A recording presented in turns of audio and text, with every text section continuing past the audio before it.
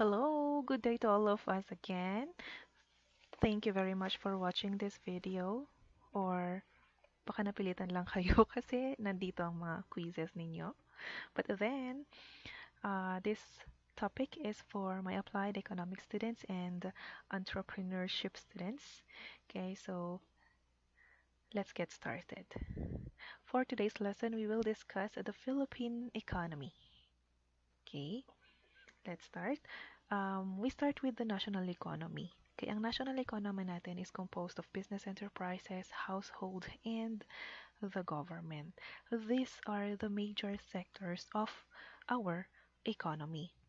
Bawat sector, meron silang kanya-kanyang strength and weaknesses na nakakaapekto sa ibang sektor. Kasi meron silang interdependence na tinatawag. Ibig sabihin, bawat sector, may mga factor na dumedepende sila sa isang sector. Okay? However, it is the government which provides the leadership in improving our economy. Okay? Basically, the Philippines is in a market economy or free enterprise economy. Anong ibig sabihin nito? Um,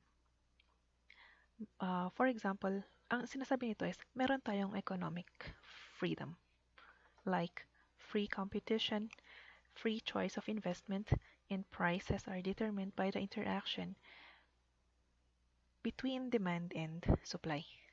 So yung mga presyo natin, nagdedepende siya kung ilan ang ating demand at kano kataas ang ating supply. Okay? By the way, the role of the government is to extend financial and technical assistance sa ating economy and to formulate policies na naaayon or conducive sa economic growth natin. Um, in economic development, the bottom line actually is the quality of the people of a given country. Yung quality ng life ng mga tao sa isang country. Yung kanilang uh, knowledge, skills, and values are the main determinants of economic growth according to um, Fajardo, according to our one author, Feliciano R. Fajardo. Sabi niya, yun ang ating determinants ng economy. Needless to say, values constitute the key to economic success of any nation. For example, you have the Japanese. They are very risk taker, hardworking, and self-reliant. Okay? Ito yung mga entrepreneurial qualities na naging reason kung bakit naging prosperous ang Japan. But overall, above all, the Japanese love their country, pati ang kanilang culture, tradition, institution, and products, which is hanggang ngayon, even if we are in the modern world, nakikita pa rin natin yung kanilang mga culture, tradition, at yung mga uh, products nila na nagpapakita ng kanilang culture and tradition. Now let's go to the Philippine economic development. Okay, so hindi ko na siya i-detail, no? Pero about 250,000 years ago, Philippines were already have inhabitants. Okay, meron na nakatira sa Pilipinas and they come from other countries in Asia through the land bridges. Okay, and that was long ago. They live by hunting, fishing, and gathering food. And then later on, naging more civilized tayo at na-introduced ang primitive agriculture, and handicraft. Okay. I know you are familiar about barter system, right? Okay, ang barter system is na practice din throughout the century. This time, um, the people were no longer uh, doing that. Although, yung iba, kung titignan niyo yung mga Facebook account niyo, merong mga nakikibarter pa rin. This time, the people were establish yung kanilang permanent way kung paano kumuha ng mga products. So we have money, meron tayong monetary policy, meron tayong financial system. We do that. Okay? So let's try to study the colonial rule. Okay, yung Philippines kasi dati, we become a slave of uh, colonial masters. We have Spain, United States, and Japan. If you remember your history subject, yes, we were colonized by these countries. And for more than 3 centuries, we were under Spanish rule. And about half a century, were under the American regime. During this time, since it reached centuries, may mga culture na na-adapt natin from the Spanish and American regime. And it hanggang ngayon, we have that. Even our language, okay, so we understand what is uno, dos, tres, mga ganun. Kasi we were colonized by the Spanish for that long and na-adapt na natin yung kanilang language, yung culture, even some traditions and superstitions, we adapted some of it. Pero during those times, okay, maybe hindi na mention ng history do sa history subject nyo before, Chinese also dominated the retail trade business nung Spanish time. So, sila yung nangunguna pagdating sa retail or trading businesses. Kahit hanggang ngayon naman, di ba, parang Chinese pa rin ang nangunguna sa businesses. Like in Baguio pa lang, we have a lot of big companies, businesses that is owned by Chinese. Okay, so kahit may mga maliliit na mga businesses, most I think owned pa rin ng mga Chinese. In other part of Philippines, mas marami pa siguro. Okay, so next we have the American regime. Okay, so many Filipinos thought that nung dumating Americans, it was actually a great blessing. At that time, yung tremendous growth of factories sa US created big problem. So, it's just a thought na kala nila blessing pero hindi pala. So, what happened? Since meron silang uh, malalaking factory sa United States, okay, they sell yung mga surplus nila and mga factory products nila na hindi nabibili. Pati yung mga raw materials, yun yung kanilang mga problema those time. And to solve that problem, the United States colonized new territories like Philippines. Siguro para ma-dispose lang nila yung mga factory products nila. Nung binenta nila yung mga product nila, they transferred all their products to Philippines. It is actually free of tax. And yung mga primary products natin like sugar, tobacco, coconut, and abaca, naging tax-free na rin siya.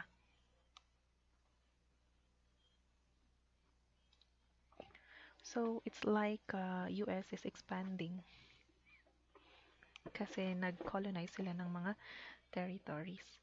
And then, we have Japan, who invaded Philippines and other Southeast Asian countries. That is for economic reason. Okay, so nagkaroon ng problems during that time naman ni Japan. Nung During the colonization of Japan, our economy was at its worst during the Japanese time. Yung mga services and the goods natin were extremely scarce. Okay? Pag sinabing scarce, talagang kulang or limited talaga. Yung production ng sugar natin, nag-stop na rin kasi lack tayo ng foreign market. And then as a result, nagkaroon ng inflation na sobrang taas. Okay? Um, if you're familiar with the Mickey Mouse money, the that money actually started during the Japanese uh, time. Since maraming na print si Japan na money, maraming Pilipino ang nag-starve. During that time, parang ang presyo ng isang kaban ng bigas is nasa 30 pesos for example, bago yung war, during the Japanese time, naging 3,000. Bakit? Nawalan kasi ng value yung money na print ng Japan. Maybe they thought na kapag marami silang na-print na money, um, they could buy anything they want. Siguro hindi na pasok sa isipan nila na merong tayong concept na supply and demand na tinatawag. Okay? Parang dati bibili ka ng, ng siguro 3 itlog for a bag of Mickey Mouse money, which is very inconvenient, right? 3 itlog lang bibilihin mo tapos you have a bag of money for that only. And maraming Filipino ang nagutom talaga nung time ng Japanese colonization. Colonization. The next one is we have the Republic. Okay, the Republic, that is 1946 to 1972. The United States granted our political independence on July 4, 1946. And Filipinos, syempre, were so happy and they expressed their gratitude to the United States government only to realize later na yung independence na nakuha natin was not meaningful. The United States still influence our political and economic policies. They still have influence.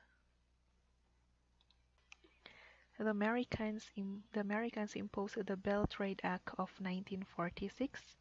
Kaya nagbigay ito ng karapatan sa mga American businessmen na i-exploit yung natural resources natin. You know, Philippines have a lot of potential. Actually, we have a lot of natural resources. And we thought that yung pag-grant ng US sa ating freedom is actually a good thing. Hindi pala. Kasi they have the right to exploit our natural resources. They also operate public utilities and other businesses, and they enjoy free trade agreement. Okay, and the Philippine government accepted the Bell Trade Act in exchange for war damage payment. Ayaw nila ng war.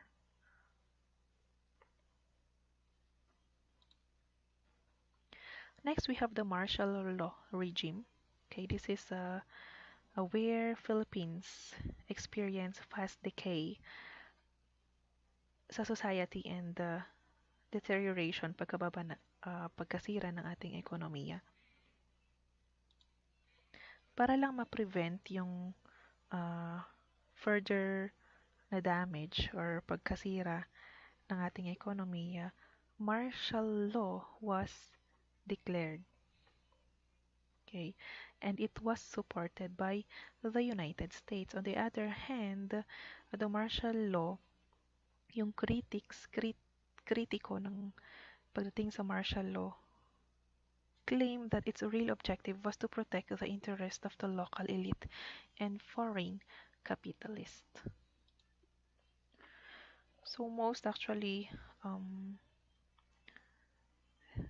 Itong martial law na to was made into action para makapag-benefit ang iilang tao, mga elite saka mga capitalist natin. The Aquino administration, okay, during the Aquino administration, nagkaroon tayo ng economic recovery and rural development and labor, nagkaroon tayo ng development din sa industry.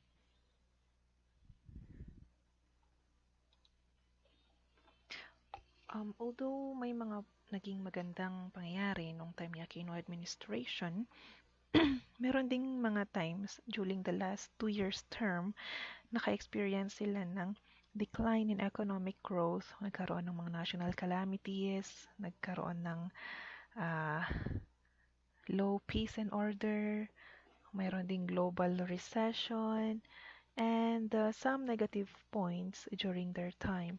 After that, we have also the Ramos government. Unlike the Aquino government, President Fidel Ramos was lucky in inheriting political stability. Nagkaroon tayo ng stability and nagkaroon tayo ng long-range na economic and social um, infrastructures na na-construct during their time. And I think during this time, nagkaroon na tayo ng medyo stable na pamumuhay. Unlike before na nung time ng colonization, medyo hirap na hirap ang Pilipinas kasi wala tayong freedom in those during those times.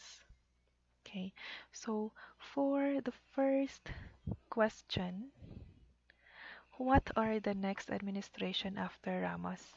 Can you please give me a brief description of the next administration after the Ramos government?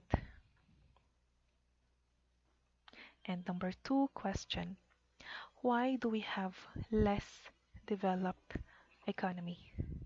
Why do we have less developed economy? Now, let's try to check naman. Let's study the economic problems that is happening in the Philippines. Okay, so lahat naman ng countries nakaka-experience tayo ng mga economic problems. Yung iba, problem because wala silang resources, okay, like money, materials, or yung mga resources nila are very limited. Samantalang yung mga human needs natin are unlimited. Okay.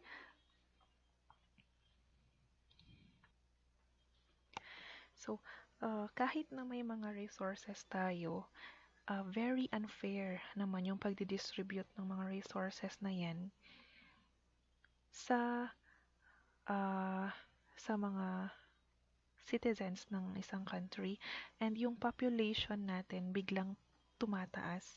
Kaya nagkakaroon tayo ng mas malaking economic problem.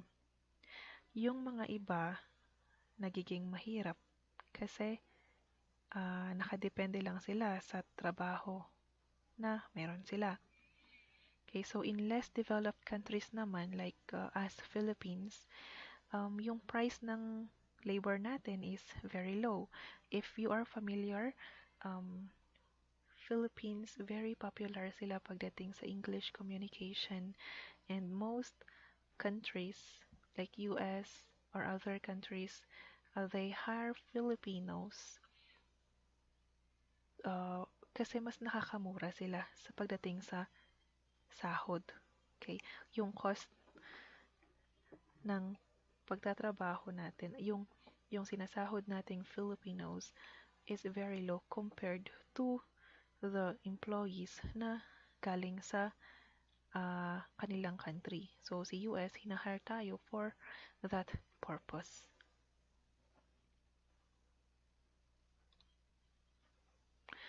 And since generally low ang ating salary, it does not satisfy actually yung basic human needs and wants natin.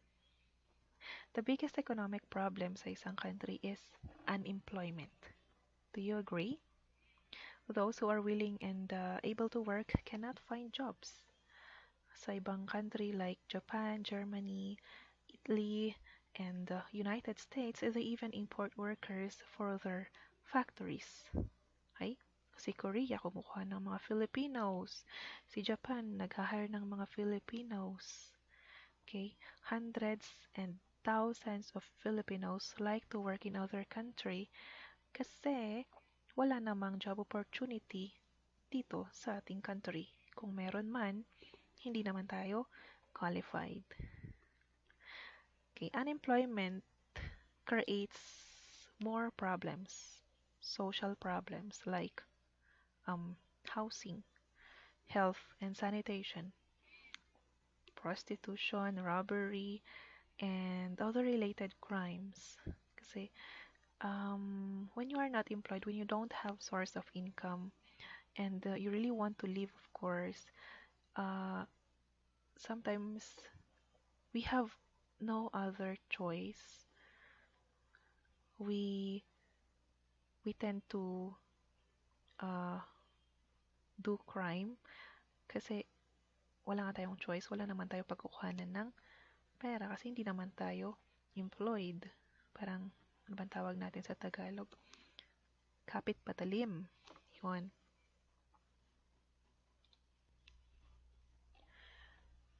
One thing that adds up sa poverty ng mga Pilipino ay korupsyon. Okay, so I think this is self-explanatory. Parang ganito kasi yun eh. Meron tayong resources na dapat hahatiin sa mga Pilipino. However, may isang selfish dyan na kinuha ang mas malaking parte ng, let's say, pondo ng Pilipinas. Yung purpose dapat niyan is for Filipinos. Pero ano nangyari? Kinuha niya. Kinuha nung corrupt na whoever is that. So, anong effect nito? Nawawalan ng pondo ang dapat na maka-receive nun. Next, we have health. Okay? Syempre, if you don't feed yourself, if you don't feed your family, eventually mag-deteriorate yung health nila, kulang sila sa nutrition, or maybe uh, kung magkaroon sila ng sakit, they don't have enough money to uh, to use para maipagaling yung kanilang mga family members na may sakit. Yeah, crime is already mentioned, and then we have scarcity. Okay, ang scarcity is uh, kakulangan or uh, lack of supply, kakulangan ng mga resources natin, that is scarcity. And more.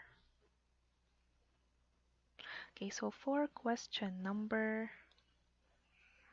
3, you're going to propose 2 ways of helping the poor. Propose 2 ways of helping the poor and explain the significance of your proposal.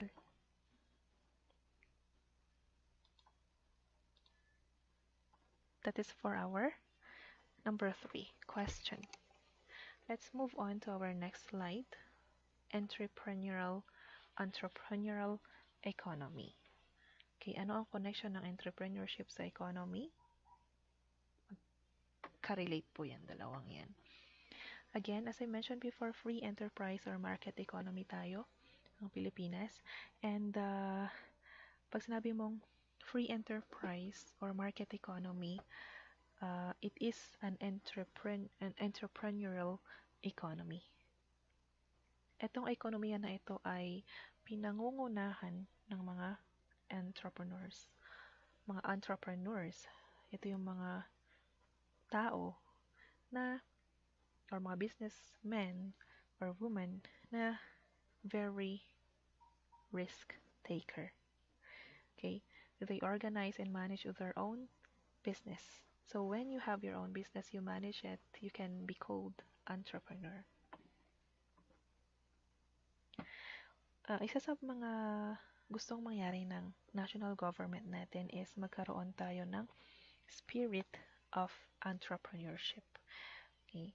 Maging lalo na sa mga Pilipino na medyo nasa poverty threshold. Okay? Uh, Actually, ang government natin nagpo-provide sila ng mga financial assistance or technical assistance sa mga small-scale industries na tinatawag, maliliit or micro-business enterprises. This type of enterprise requires small capital lang naman, low technology, and local materials. Okay, so maliliit lang, kaya nga sinabing micro-business enterprise. And then, ang mga micro-business enterprises kasi they are easy to manage and it is labor-intensive. Small businesses is exactly the need of our developing economy. It is within the competence and resources of the masses. Sa ngayon, maraming naghahanap ng trabaho or better alternative para makakreate ng trabaho. And the role of entrepreneurs is to provide that even for few people. Kasi nga, most entrepreneurs are doing small business and if they hire someone, it would actually very big help sa government natin. Meron tayong mga government and non-government organization that can provide financial and technical support sa mga livelihood projects. For example, yung paggawa ng mga toys, paggawa ng mga frozen foods, or pag, ano pa ba? Mga rugs, or other products na daily naman natin ginagamit. Okay? These are what we call micro businesses and we call it livelihood business. Kasi yung mga nagtitinda ng mga balot, kanyan, patis, suka, at iba pang mga ventures na nagbibigay naman ng income are worthy micro businesses. Okay, so worthy micro businesses.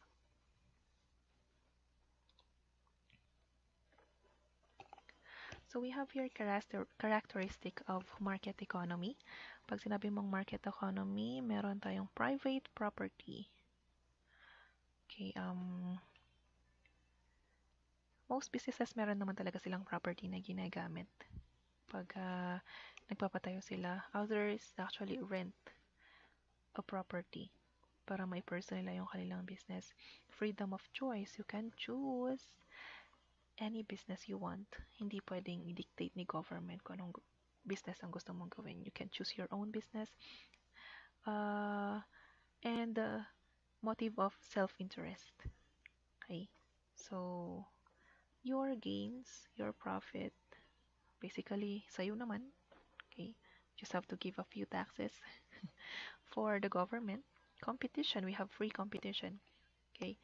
So, if you go to the market, most actually tries to attract customers by lowering yung price ng kanilang product even if they have the same product, right? Pababaan na lang or discounts, kanyan, or other strategies to get more customers. And we can call it a competition. We have also system of market and prices. So meron tayong sistema sa Philippine economy natin. Sa market economy, limited government.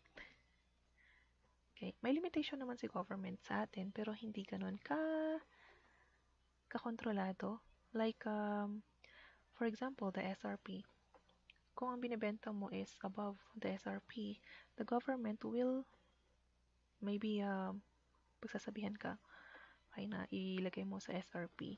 But it's not that much kasi sa free enterprise or market economy, hindi siya